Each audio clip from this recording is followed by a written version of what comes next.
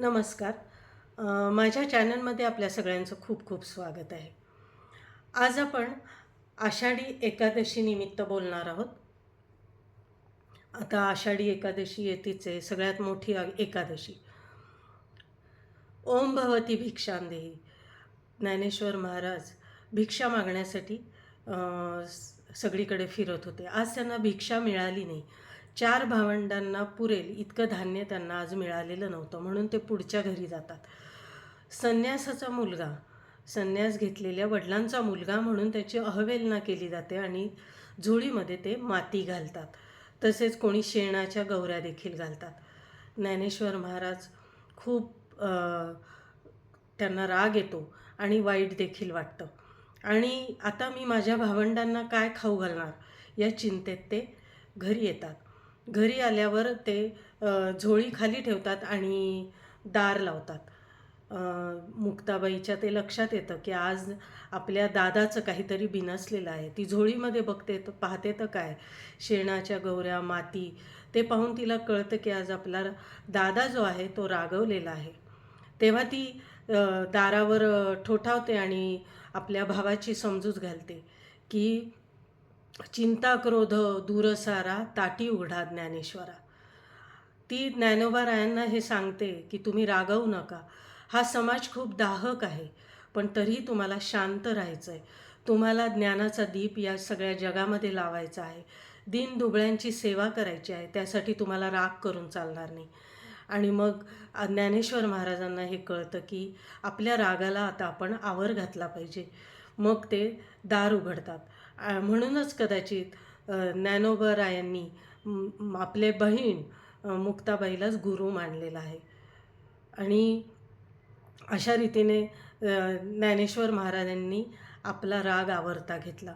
कोणतीही मोठी व्यक्ती असू दे, रागावर नियंत्रण असेल तर ती व्यक्ती खूप महान असते. आपल्याला हे ज्ञानेश्वर महाराजांवरून कळतं, कारण त्यांचा पण या समाजाने भरपूर छळ केलेला आहे. त्याच्यानंतर आपल्याला तुकाराम महाराज सांगतात, जे कारंजले गांजले त्याशी म्हणे जो आपले, तोच साधू ओळखावा, देव तेथेची जाणावा. आपण हे जाणलं पाहिजे की कोण खरं आहे आणि कोण खोटं आहे.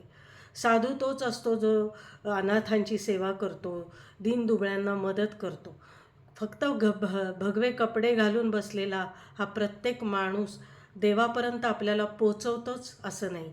म्हणजे अंधश्रद्धा देखील दूर करण्याचा त्या काळी तुकाराम महाराजांनी प्रयत्न केलेला आहे. एकनाथांनी लिहिलेले आहे की वृक्षवल्ली आम्हा सोयरी. वृक्षवल्ली म्हणजे किती त्या काळात त्यांनी लिहिलं आहे की वृक्ष आपल्यासाठी किती महत्त्वाचे आहेत. हे त्या काळी त्यांनी अभंगात हे लिहिलेलं आहे. तसेच एकनाथांनी हे देखील लिहिलेलं आहे की अवघाची संसार सुखाचा करीना. म्हणजे संसारात राहून देखील आपल्याला भगवंतापर्यंत पोचता येतं. त्यासाठी आपल्याला संसार सोडायची गरज नाही आहे किंवा 24 तास देवळात बसलं म्हणजेच ती भक्ती होते याचा अर्थ असा घ्यायचा नाही आहे. आपल्या संसाराकडे देखील लक्ष द्यायचं. हे त्या काळात हे या मोठ्या संतांनी आपल्या लिहून ठेवलेलं आहे. आता एकादशी म्हटलं की मग आपण जाणार, पांडुरंग रुक्मिणीच्या जवळच्या देवळात जाणार, तुळशीचे हार तिला पांडुरंगाला अर्पण करणार. तर तुळशीचे हारच का, तर तुळस ही निर्मळ आणि शुद्ध आहे.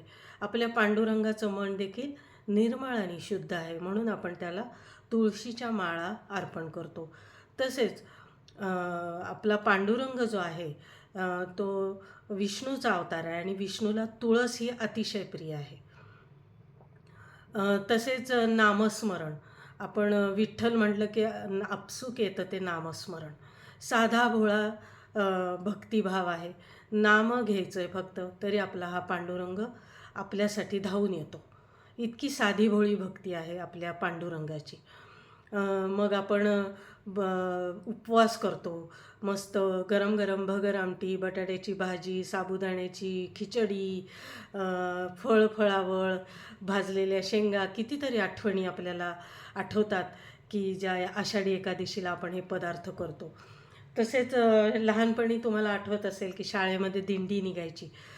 तुळशी वृंदावन घेऊन नऊवार साडी नेसून मुली, छोट्या छोट्या मुली या आपल्याला आपल्या दिंडीमध्ये सहभागी व्हायच्या. तसेच छोटी मुलं धोतर, गळ्यात तुळशीमाळ घालून, गळ्यात टाळ अडकवून अशी ती दिंडी निघायची. कितीतरी आठवणी आहेत आपल्या सगळ्यांच्याच या आषाढी एकादशीच्या. या आठवणी तर आहेतच. उपवास, तापास, नामजप हे सगळं तर आपण करावंच.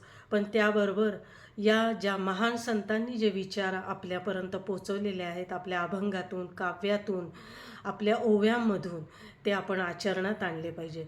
हे विचार आपण आपल्या पुढच्या पिढीला, आपल्या मुलांना देखील हे पोचवले पाहिजे. आणि आपल्या लहान मुलांना देखील गोष्टी रूपाने का होईना या महान संतांची ओळख त्यांना करून दिली पाहिजे. कारण हे विचार खूप महान आहेत. अंधश्रद्धा बाळगू नका, वृक्षांचं महत्त्व, तसेच रागावर नियंत्रण, या कितीतरी मोठ्या गोष्टी संतांनी केलेल्या आहेत. त्याच्यामुळे या एकादशीला आपण एवढं तर नक्कीच करू शकतो की हे सगळं तर आपण करूच. उपवास, तापास, नाम, जप सगळं तर करूच. पण याबरोबर आपण आपल्या मुलांपर्यंत या मोठ्या महान संतांचं कार्य पोचवण्याचं देखील आपलं काम आहे. गोष्टी रूपाने का होईना त्यांना त्यांची जी मतं आहे ती बदलणं, किंवा आपल्या संतांनी कितीतरी महान अशा गोष्टी लिहून ठेवल्या आहे या मुलांपर्यंत पोचवणं, हे आपण या आषाढी एकादशीला आपण हे आचरणात, स्वतःही आचरणात आणून आपल्या मुलांपर्यंत, पुढच्या पिढीपर्यंत पोचवणं हे आपलं काम आहे आणि हे आपलं कर्तव्य आहे. नमस्कार.